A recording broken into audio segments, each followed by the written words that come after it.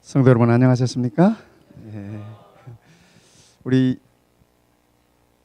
아까 우리 정영태 형제가 들어온 것 일어나서 인사 좀 하십시오. 네. 우리 박수 한번 쳐주십시오.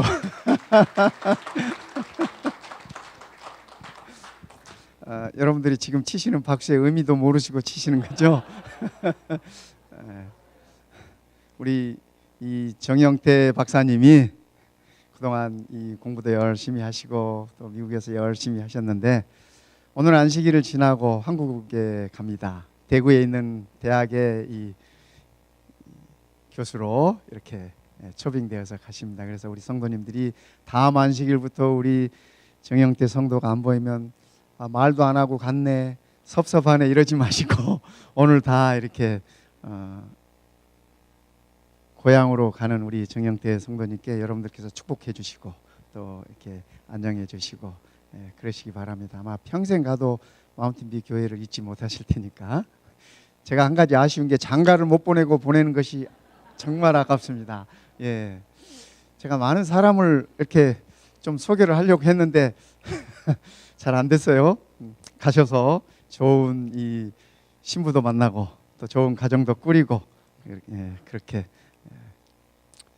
행복하게 시간을 보내시면 좋겠습니다. 우리 한국 사회가 우리 정영태 형제를 통해서 많은 베네핏을 누리리라고 그렇게 여겨집니다.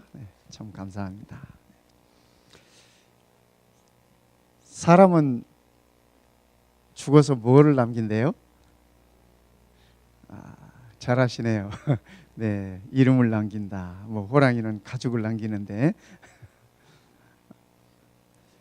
여러분은 어떤 이름을 남기고 싶으십니까? 그렇죠? 한 번쯤 우리가 한번 이렇게 생각해 보면 내가 사라진 다음에 사람들은 내 이름을 이렇게 떠올릴 때 어떤 생각을 할까?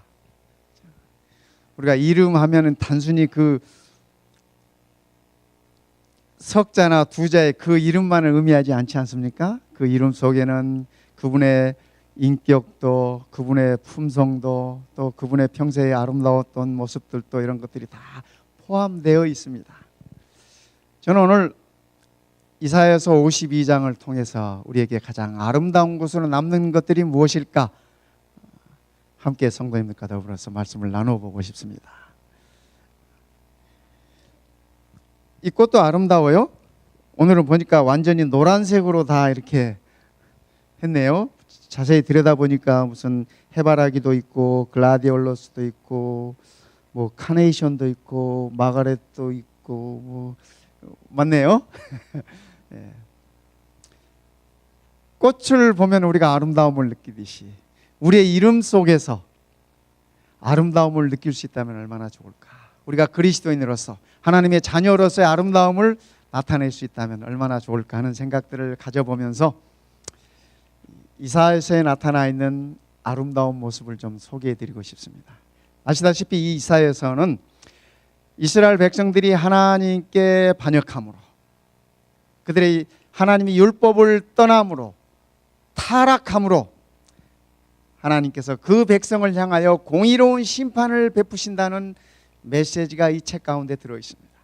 뿐만 아니라 이 이스라엘이 바벨론으로 붙잡혀 갈 것이다. 그들의 차고 넘치는 죄악 때문에 그들이 바벨론으로 이끌려 갈 것이다. 나라를 잃고 어려움을 당할 것이다. 그러나 70년의 세월이 지나면 반드시 고국으로 회복시키실 것이라는 약속의 말씀을 담고 있는 책이 이 이사야서입니다. 그 책 가운데 있는 말씀입니다. 52장 7절 한번 읽어볼까요? 시작. 좋은 소식을 전하며 평화를 공포하며 복된 좋은 소식을 가져오며 구원을 공포하며 시온을 향하여 이르기를 내 하나님이 통치하신다 하는 자의 산을 넘는 발이 어찌 그리 아름다운가. 네, 여기 좋은 소식을 전하며 평화를 공포하며, 그 다음 말씀은 똑같은 말씀을 반복한 거예요. 그런데 좀 형용사가 하나 더 붙었죠. 복된 좋은 소식을 가져오며 구원을 공포하며. 그러니까 구원은 뭐하고 같은 말이에요? 구원은 평화와 같은 말입니다. 그렇죠? 평화와 같은. 구원받은 자는 그러기에 그의 마음속에 평화가 있어요. 예수님께서도 내 평안을 너희에게 준다고 말씀하셨던 바로 그 말씀입니다. 예수님께서 나의 평안을 너희에게 준다고 하시는 말씀은 나의 구원을 너희에게 주신다고 하는 그 말씀이었습니다. 그런데 여기 아름다운 것이 하나 나오죠. 뭐가 아름다워요? 시온을 향하여 이르기를 내 하나님이 통치하신다 하는 자의 산을 넘는 발이. 참 복잡하네요. 그죠? 쉽게 말하면 아름다운 소식을 전하는 자의 발이 아름답다는 말이에요. 발이 아름답다는 말. 이 로마서 15장에 보면 바울은 이 말씀을 그대로 인용해서 이렇게 쓴 것을 우리가 볼 수 있어요. 여러분 발들이 좀 아름답습니까?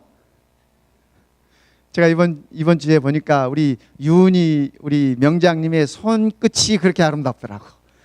그 끝에 칼만 잡히면 안 되는 게 없어. 안 되는 게 없어. 얼마나 아름다운지 몰라요. 또 이 노래를 지도하시는 우리 임봉순 교수님의 이 뒷모습이 왜 그렇게 아름다운지. 후광이 비쳐. 후광이 이렇게. 참 저랑 같은 가문이어서 그런가 봐. 우리가 다 예수님 가문이에요. 우리 임가 임마누엘 임가. 우리가 다 같은 우리 임봉순 교수님은 양손이 다 손금이 저랑 똑같아요. 진짜로. 어쨌든 발이 아름답다. 제가요 이 발이 상당히 예쁜 편인데 뭐 알게 뭐예요, 그죠? 여러분들이 뭐 제 양말을 벗겨서 볼 것도 아니고.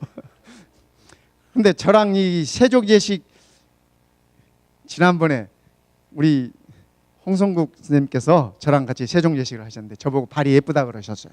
그래서 저는 제 발이 예쁜 걸로 알아요. 왜냐하면 그분이 늘 진실된 분이기 때문에. 그런데 제 양쪽 엄지 발톱이요,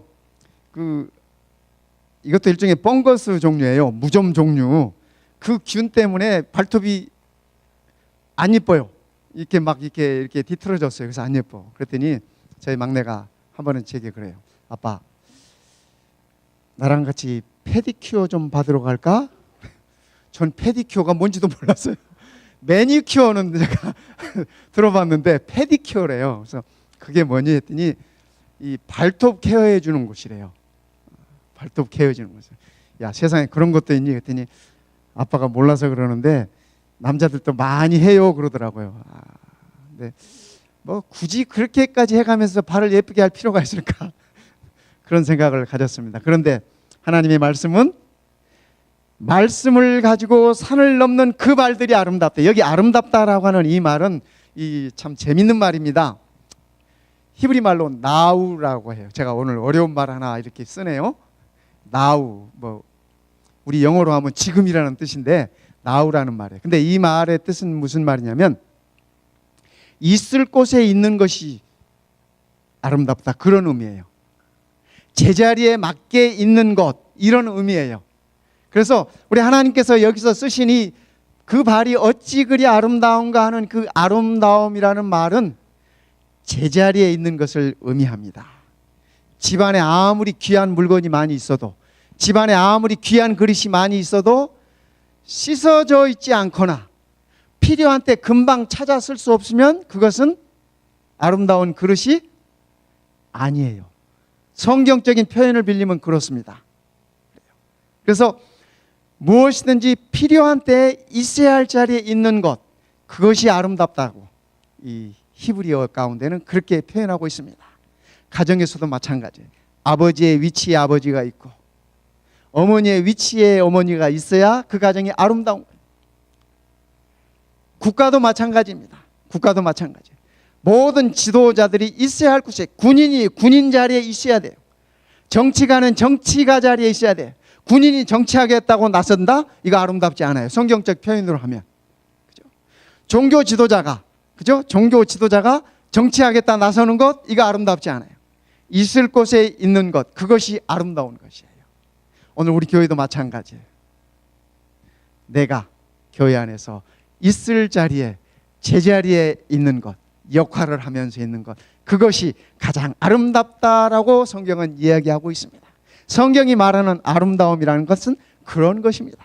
그러니까 우리 하나님의 관점에서 보면 아름답지 않을 사람이 있어요, 없어요? 없어요. 그죠? 제자리에만 있으면 그것은 가장 아름다운 것이, 하나님의 눈으로 보았을 때. 우리 눈으로, 우리 눈의 표현은 달라요. 우리의 이 식별법은 달라요. 우리의 가치는 달라요. 그렇죠? 세상의 가치도 달라. 세상은 반드시 이렇게 위아래로 사람을 나누잖아요. 그죠? 그런데 우리 하나님은 그렇지 않아요. 이사야 61장 1절부터 3절에 있는 말씀을 보면 누가 아름다운 자인지 이렇게 표현하고 있어요. 주 여호와의 영이 내게 내리셨으니 이는 여호와께서 내게 기름을 부으사 가난한 자에게 아름다운 소식을 전하게 하려 하심이라. 나를 보내사 마음이 상한 자를 고치며 포로된 자에게 자유를, 갇힌 자에게 노임을 선포하며 여호와의 은혜의 해와 우리 하나님의 보복이 나를 선포하여 모든 슬픈 자를 위로하되. 이거 누구에 관한 말씀이에요? 이거 누구에 관한 말씀이에요? 예수님에 관한 말씀이에요. 메시아에 관한 말씀이에요. 그렇죠? 메시아에 관하여 미리 예언하신 말씀입니다. 예수님께서 이 말씀을 인용하셨어요. 그가 회당에서 이사야서를 펴서 읽으실 때 이 말씀을 펴서 읽어주셨어요. 그런데 복음이 누구예요, 성도 여러분? 복음이 예수님이에요. 그렇죠? 로마서 1장 1절부터 보면 복음은 하나님의 아들 예수 그리스도라고 말씀을 하고 계세요. 그분의 태어나심과 그분의 이 땅에 오심과 그분의 사역과 그분의 십자가의 죽으심과 부활하심과 승천하심, 이 모든 것이 복음이라고 그렇게 얘기를 하고 있습니다. 복음을 전하는 자의 발이 어찌 그리 아름다운고. 제가 그제 아주 아름다운 발을 또 봤습니다. 정말 아름다운 이 발을 보았어요. 우리 강사님들 저녁 식사를 시키기 위해서 이 가까이 여기 달콤한 도마도 집에 갔습니다. 그런데 한 장로님이 이런 그 전도지를 가지고, 자그맣게 이렇게 3단으로 접어진 작은 전도지를 가지고, 여러분 아시다시피 그 몰에 이 파킹장에 차들이 많지 않습니까? 다니시면서 그걸 다 이렇게 차마다 이렇게 꽂아 놓으시는 거예요. 정말 그분의 모습이 아름다웠습니다. 아름다움은 그런 것 같아요. 그분의 마음 속에 무슨 마음으로, 그렇죠? 무슨 마음으로 햇볕 내려 찌는데 그래서 이게 차마다 가서 이렇게 그걸 꽂아 놓습니까? 그렇죠? 좋은 소식, 아름다운 소식, 복음을 나누고픈 그 마음으로 그렇게 하신 것 아니었겠습니까? 참으로 그 발이 아름답습니다. 예수님이 아름답고 예수님을 전하는 사람이 아름답고 그분의 삶 속에서, 그렇죠? 예수를 전하는 사람들의, 그분들의 삶 속에서 아름다움이 절로 이렇게 배어 나와요. 우리 중에도 저는 많은 그런 분들의 모습을 봐요. 그런가 하면 그 소식을 듣는 사람까지도 아름답게 해요. 그 소식을 듣는 사람들 삶조차 아름답게 해요. 절망 중에 있는 사람에게 희망을 주고, 멸망 중에 있는 사람에게 영생을 주고, 근심 가운데 있는 사람에게 행복을 주고, 슬픔 중에 있는 사람에게 위로를 주지 않습니까? 참으로 아름답습니다. 두 번째, 이사야 52장이 아름답다고 표현하는 것이 있습니다. 52장 11절입니다. 이렇게 얘기하고 있습니다. 함께 읽어볼까요? 너희는, 시작, 너희는 떠날지어다 거기서 나오고 부정한 것을 만지지 말지어다. 그 가운데서 나올지어다. 여호와의 기구를 매는 자들이여 스스로 성결하게 할지어다. 떠날지어다. 어디서 많이 들어본 소리죠? 우리 재림 성도들은 이 소리 어디서 들어요? 바벨론에서 그죠? 요한계시록 18장에 있는 말씀이에요. 그죠? 내 백성아 바벨론에서 나오너라. 그 말씀 동일한 말씀입니다. 같은 말씀이에요. 너희는 떠날지어다. 하나님께서 애타게 말씀하시는 거예요. 떠날지어다. 떠날지어다. 어디를 떠나라고요? 거기서 나오고. 거기가 어디예요? 그죠? 부정한 곳이에요. 부정한 것을 만지지 말고 그 가운데서 나와라. 여호와의 기구를 매는 자요. 하나님의 자녀들은 하나님의 기구를 매는 자들입니다. 그렇죠? 우리의 직분이 무엇이든지 간에, 우리의 신분이 무엇이든지 간에 우리가 예수 믿어 구원받았다면, 하나님의 자녀 되었다면 우리는 그분의 기구를 매는 자들이, 하나님의 기구를 매는 자들이여 스스로 정결케 할지어다. 여기 스스로 정결케 하라고 하는 말씀은 내가 나를 깨끗게 하라는 말씀이 아닙니다. 내 의지를 가지고 내 스스로 하나님 앞에 나아가서, 그리스도 앞에 나아가서 그리스도로 힘입어서 정결케 되라고 하는 말씀이에요. 우리가 스스로 깨끗하게 될 사람이 아무도 없어요. 그렇죠? 저나 여러분이나 다 마찬가지. 의인은 없나니 하나도 없는 게 이 세상입니다. 예수 없이 사는 삶은 그래요. 그러나 우리가 내 의지를 가지고 그리스도 앞에 나아갈 때 우리는 그분을 힘입어서 정결케 될 수 있다고 하는 말씀입니다. 요한계시록 18장 4절 말씀 한번 보실까요? 또 내가 드니 하늘로부터 다른 음성이 나서 이르되, 같이 읽으십시다. 내 백성아, 시작. 내 백성아 거기서 나와 그의 죄에 참여하지 말고 그가 받을 재앙들을 받지 말라. 그의 죄는 하늘에 사무쳤으며 하나님은 그의 불의한 일을 기억하신지라. 이 말씀이 오늘 우리와 아무런 상관이 없게 되시길 바랍니다. 우리 하나님께서 하시는 말씀이 백성아 거기서 나오라. 거기서 우리는 이 거기가 바벨론이라고 표현해. 바벨론 맞습니다. 바벨론에서 나오라고 말씀하셨어요. 그러나 오늘 우리의 삶 속에 바벨론이 어디 있어요? 그렇죠? 많은 재림 성도들이 마지막 때 되면 그때 바벨론에서 나와야지, 이런 생각을 가지고 계세요. 여러분 착각이십니다. 오해이십니다. 오늘 내 삶 속에, 내 신앙 가운데서 더러운 곳에서, 그죠? 부정한 곳에서, 죄 가운데서 나오는 경험이 없다면 우리는 바벨론에서 나올 수 없는 자들이, 그죠? 오늘 내 삶 속에서 불의한 곳에서 우리가 나올 수 있어야 됩니다. 부정한 곳에서 나올 수 있어야 하는 것입니다.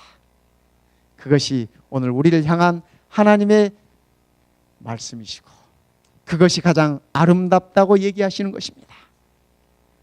요한계시록에 보면 아름다움을 묘사할 때 신부의 아름다움으로 이렇게 표시하고 계십니다. 구원받은 자들을 표현하시면서, 우리를 묘사하시면서도 신부가 신랑을 위하여 단장한 것처럼 이렇게 표현하고 있습니다. 여러분, 신부의 상징이 뭡니까? 그렇죠? 정결함이에요. 그렇죠? 하얀 드레스도 예쁘지만, 그렇죠? 신랑에게만 마음을 주는 그 마음, 그 정결한 그 마음, 그것이 가장 아름다운 거 아니겠습니까? 그래서 우리가 거기서 나와서, 굳이 바벨론이라고 표현하지 않아도 불의에서 나오고 부정한 것에서 나오고, 그죠? 내 삶 속에서 하나님께서 이르지 않은 것들을 멀리하는 이런 정결함으로 우리가 아름다움을 유지할 수 있는 것입니다. 우리는 바벨론 하면 귀신의 처소, 더러운 영이 있고 더럽게 가증한 것이라고 요한계시록은 그렇게 표현하고 있습니다. 그러나 마지막 때에 있을 그러한 것도 물론이지만 오늘 우리의 삶 가운데서도 우리가 이런 것들을 멀리해야 돼요. 귀신의 영, 악령들, 악령이라고 표현하니까 그렇지, 쉽게 말하죠. 사탄의 영향권 안에 있으면 우리는 악령의 영향 아래에 있는 것입니다. 성령 아래에 있지 아니하면 다 악령 아래에 있는 것 아니겠습니까? 오늘 우리가 우리의 믿음의 아름다움을 유지해야 할 필요가 있는 것입니다. 세 번째, 이사야 52장의 아름다움을 표현하면서 주와 동행하는 삶이 아름답다고 이렇게 표현합니다. 이사야 52장 12절에 있는 말씀 보겠습니다. 여호와께서 너희 앞에서 행하시며 이스라엘의 하나님이 너희 뒤에서 호위하시리니 너희가 황급히 나오지 아니하며 도망하듯 다니지 아니하리라. 여러분이 12절에 있는 이 말씀 보이십니까? 여호와께서 우리 앞에 가시고 이스라엘의 하나님께서 어디에서? 내 뒤에서 우리를 호위하시면서, 예수님께서 이 땅을 떠나시면서 마지막으로 우리들에게 주셨던 말씀 가운데 내가 세상 끝날까지 너희와 함께 하리라는 약속을 주셨어요. 그 약속의 말씀 동일한 말씀이에요. 하나님께서 내 앞과 뒤를 호위하시고 내 삶의 발걸음을 인도하신다면 이보다 더 아름다운 삶이 어디 있겠습니까, 성도 여러분? 이보다 더 행복한 삶이 어디 있겠습니까? 비록 내가 힘들어도, 비록 내가 절망 가운데 있다 할지라도, 비록 내가 내 스스로 문제를 해결하지 못한다 할지라도 이 약속의 하나님, 변함없으신 하나님, 처음과 끝이 동일하신 하나님께서 내 앞과 내 뒤를 호위하신다면 우리는 가장 아름다운 그분의 자녀가 되는 것입니다. 함께 가는 사람들은 하루가 짧대요. 시간은 똑같은 24시간인데 그 시간을 어떻게 보내느냐, 어떤 상황 가운데서 보내느냐에 따라서 그 시간이 빨리 가기도 하고 늦게 가기도 해요. 시간이 짧다 느끼는 사람은 행복하다는 증거예요. 가곡 교실을 2시간을 하는데 그 가곡 교실에 참석하셨던 분들이 하는 얘기가 2시간이 어떻게 이렇게 빨리 갑니까? 그래. 그 얘기는 무슨 얘기예요? 행복했다는 얘기, 행복했다는 얘기. 푸드칼빙 하시는 분들이 제가 보니까 1시 반부터 4시 넘어서 5시까지도 막 하시더라고요. 그러면서 하시는 얘기가 뭐라 그런지 아세요? 시간이 왜 이렇게 빨리 가는지 모르겠대. 무슨 얘기예요? 행복하다는 얘기예요. 제가 이 대학에서 강의를 해봐서 하는데 학생들이 두 부류가 있어요. 선생님, 군대 얘기 좀 해주세요. 이런 학생들이 있어요. 무슨 학생들인지 아시겠죠? 그분들은 대충 시간 때우고 허허 웃다가 넘어가자는 얘기예요. 그죠? 어떤 학생들은 선생님 진도가 너무 늦어요. 그런 학생들이 있어요. 이런 학생들은 두 부류의 학생들 가운데 이렇게 보면 목표가 달라요. 목표가 달라. 자기 목표가 뚜렷한 학생은 이 수업을 통해서 무엇을 얻고 자기가 어떻게 되겠다고 하는 거기에 지금 매진하는 겁니다. 그렇죠? 그러니까 그 학생들은 시간이 빨리 가. 선생님이 농담하는 시간도 아까워, 그 학생들에게는. 그런데 뚜렷한 자기 목적이 없는 학생들에게 있어서는 그 시간 대충 웃고 뭐 선생님 연애했던 얘기나 좀 해주세요 뭐 이런 거 넘어가자는 얘기예요. 넘어가자는 얘기. 성도 여러분, 우리가 우리 하나님과 더불어 함께 가는 삶이 행복한 삶이시길 바랍니다. 시간이 빨리 가는 시간이길 바랍니다. 1000년이 하루 같고, 그죠? 1000년이 하루 같고, 기다리는 사람에게는 하루가 1000년 같고, 가장 행복한 사람들의 모습이에요. 제가 성경을 읽다가요, 제 머리를 콱 치는 그런 말씀이 있었어요. 요한복음 7장 53절과 요한복음 8장 1절 말씀입니다. 제가 단 한 번도 이 말씀을 이런 의미로 이렇게 이해해 본 적이 없는데 8장 1절도 같이 띄워주시기 바랍니다. 그 다음 절이에요. 성경은 7장 53절에 7장 53절도 같이 띄워주세요.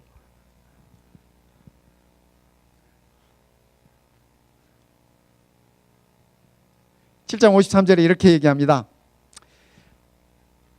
다 각각 자기 집으로 돌아가고, 그 다음에 8장 1절, 예수는 감람산으로 가시니라. 왜 성경을 그렇게 잘랐는지 모르겠습니다. 그런데 왜 그렇게 잘랐는지 모르는데 성경이 그렇게 돼 있어요. 그렇게 돼 있어요. 그래서 이 요한복음 7장 마지막 절은 그들이 다 각각 자기 집으로 돌아가고, 8장 1절에 예수님은 감람산으로 가시고, 이렇게 적혀 있어요. 근데 요한복음 7장은 여러분들이 읽어보시면 아시겠지만 우리 예수님께서 이 백성들에게 또 지도자들에게 성령에 관해서 이렇게 일러주시고 영원한 생명에 관해서 말씀해 주시고 그러셨어요. 그래서 예수님을 따르던 많은 자들이 그 말씀을 듣고 어떤 이는 그 말씀 때문에 예수를 죽이려고 결심하고, 어떤 이는 예수를 잡아 넘겨야겠다고 결심하고, 어떤 이들은 예수님의 그 말씀 가운데 따르겠다고 결심하고, 그런 장이 요한복음 7장입니다. 요한복음 7장이에요. 그런데 마지막에 이제 해가 지고 하니까 다 각각 자기 집으로 가요. 그런데 예수님은 집으로 안 가. 어디로 갔어요? 감람산으로 가셨어요. 감람산으로 가셨어요. 제가 이 말씀을 보면서 예수님은 들어가실 집이 없으셨을까? 물론 뭐 여우도 굴이 있고 하지만은 나는 머리 둘 곳이 없다고 예수님께서 표현하셨지만, 그러나 어쨌든 예수님께서 주무실 곳은 누구의 집이 되었든지가 있었어요. 그런데 예수님께서 그곳으로 가시지 않으셨어요. 8장 2절에 아침에 벌써 하룻밤이 지났어요. 1절과 2절 사이에서 하룻밤이 지났어요. 아침에 다시 성전으로 들어오시니 예수님께서 그 밤에 감람산에 계시다가 아침에 성전으로 들어가셔서 9장에서 예수님께서 만나는 사람이 가늠하다 현장에서 붙잡혀온 여인을 만납니다. 저는 이 말씀을 보면서 만약에 예수님의 그 생명의 말씀을 들었던 사람들이 집으로 돌아가지 않고 예수님과 함께 감람산으로 갔으면 어떻게 되었을까? 갑자기 그런 생각이 들었어요. 내 마음대로 할 수 있는 내 집, 내 의지로 내 뜻대로 할 수 있는 내 집으로 모두가 다 돌아가는데, 우리 예수님은 그분의 뜻대로 할 수 없는 감람산으로 들어가셨다. 이런 말씀에 제 생각이 꽂히면서 오늘의 나의 삶도 집으로 돌아가는 것이 아니라 감람산으로 가야 하는 것이 아닌가 하는 생각이 들었습니다. 물론 이 말씀은 영적인 의미로 제가 해석을 해보는 것입니다. 예수님은 감람산에서 하나님의 뜻을 깨우칩니다. 감람산에서 예수님은 나오셔서 하나님 할 수만 있다면 이 잔을 내게서 옮기시라고 기도하셨지만, 그러나 내 뜻대로 마시고 아버지의 뜻대로 하시라고 그렇게 그의 뜻을 꺾습니다.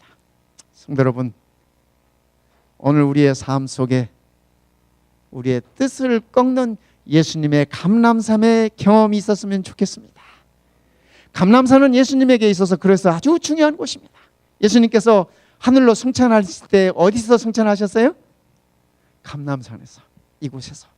그분은 그 감람산에서, 겟세마네 동산에서 하나님을 만났기에 영원한 하나님의 집으로 그분은 가실 수 있었습니다. 감람산에서 승천하시는 우리 예수님의 모습을 상상할 때마다 그분이 보내셨던 감람산에서의 수많은 밤들과 수많은 시간들이 저는 떠올랐습니다.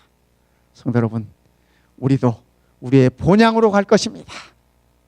오늘 내가 그 본향으로 가기 전에, 오늘 나의 감람산이 어디든지 간에 그 감람산에서 우리는 영원한 집으로 가는 그러한 경험을 하게 될 것이라고 저는 그렇게 생각합니다. 성도 여러분, 하나님께서 우리에게 가장 아름답다고 하신 것은 그분과 동행하는 삶이었습니다. 예수님은 스스로 모든 것을 감당하시는 것이 아니라 하나님과 더불어 동행함으로 그 모든 것을 감당하실 수 있었습니다. 오늘 이 아침 사랑하는 우리 모든 성도님들이 이사야 52장에 일러주고 있는 이 아름다움을 유지하시기 바랍니다. 이 축복을 누리시기 바랍니다. 하나님께서 우리를 우리의 집으로 영원한 집으로 인도하실 것입니다. 이 하나님이 우리 모든 성도님들을 풍성하게 축복하시기를 이 시간에 간절히 바랍니다.